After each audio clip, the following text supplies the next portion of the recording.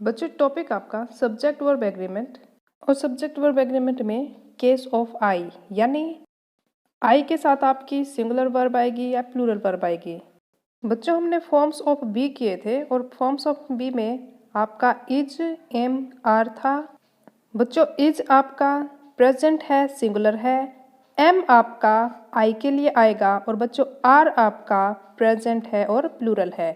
बच्चों एम आपका present tense में है, लेकिन आई एक स्पेशल केस है, तो एम को हम सिंगुलर या प्लूरल वो बाद में डिसाइड करेंगे, लेकिन आई के लिए एम आता है, ये बात आप जान लीजिए। इज एम आर में से बच्चों आई के लिए क्या आएगा? एम।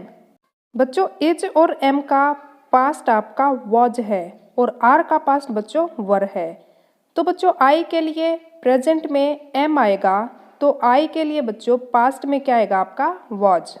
आगे बच्चों फॉर्म्स ऑफ डू थे और फॉर्म्स ऑफ डू में बच्चों डू आपका प्लूरल है, एस ई एस वाली वर्ब आपकी सिंगुलर होती हैं, तो डज बच्चों आपका सिंगुलर है, लेकिन बच्चों दोनों आपके प्रेजेंट टेंस में है और आई बच्चों प्लूरल वर्ब लेता है, इसलिए आई के साथ डू और डज में से आएगा तो क्या आएगा बच्चों? डू आएगा, डज आई के लिए नहीं आएगा। अब बच्चों डू और डज दोनों प्रेजेंट टेंस में है, बच्चों दोनों का पास्ट क्या था? डिड। तो बच्चों आई के लिए पास्ट में डिड, प्रेजेंट में डू, डज नहीं आएगा। नेक्स्ट है बच्चों फॉर्म्स ऑफ आपका हैव था, हैज और हैव दोनों में सिमिलरिटी ये है कि दोनों आपके प्रेजेंट टेंस में है।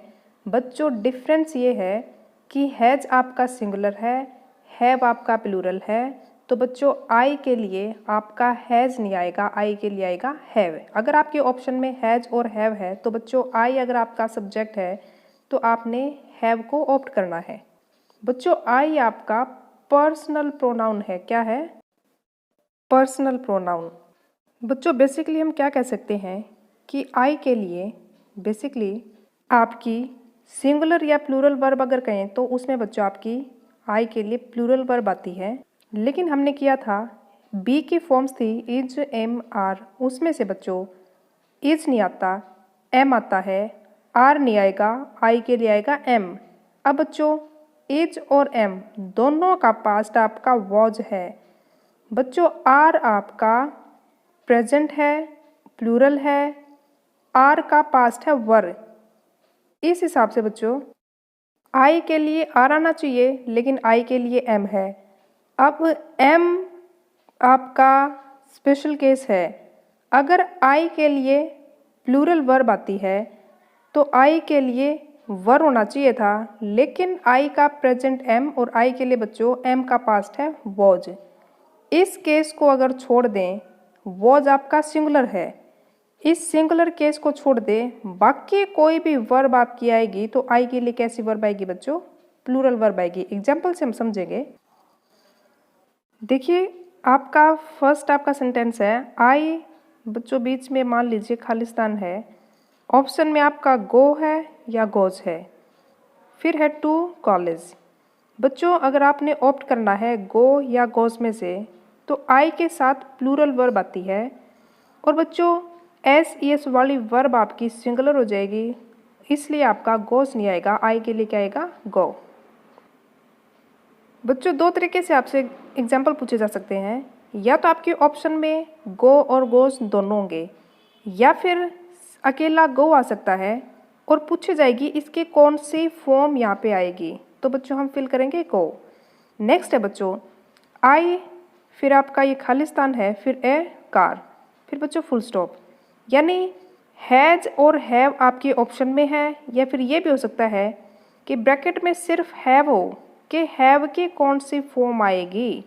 बच्चों हैव आपका प्लूरल है और हैज आपका सिंगुलर है, तो बच्चों आई के लिए हैव आएगा, आई के लिए हैज नहीं आएगा। नेक्स्ट है बच्चों आई, फिर आपका खालिस्तान है, मान लीजिए आपके ऑप्शन में इज और एम है, फिर अ गुड पर्सन, फिर बच्चों फुल स्टॉप।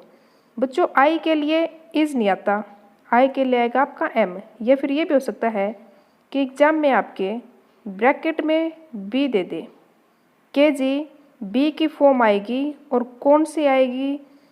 अब बच्चों बी की फॉर्म तो इज, एम, आर, वॉज भी है, वर भी है। अब बच्चों वॉज भी तो आ सकता है क्योंकि बी की फॉर्म इज भी है, एम भी है, वॉज भी है। इज तो आएगा नहीं, लेकिन इज और एम दोनों का पास्ट वॉज है।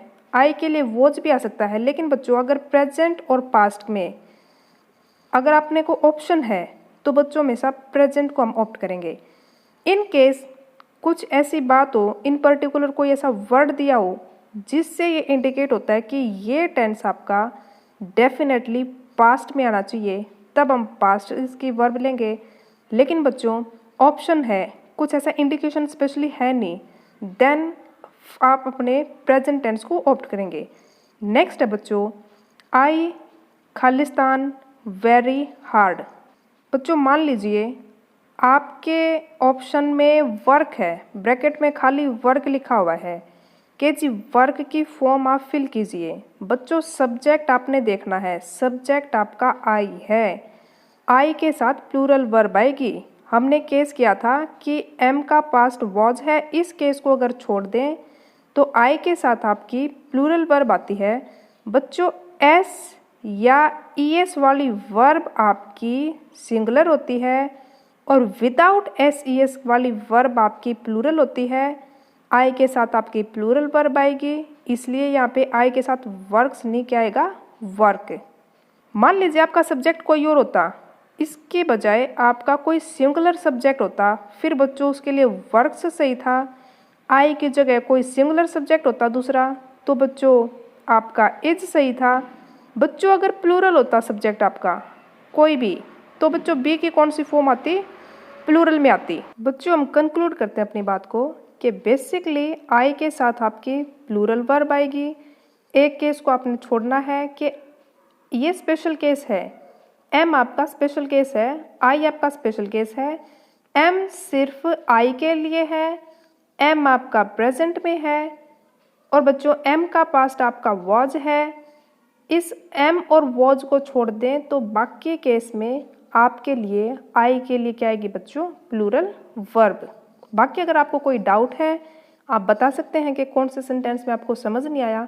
बच्चों आपकी प्रॉब्लम का सोल्यूशन किया जाएगा।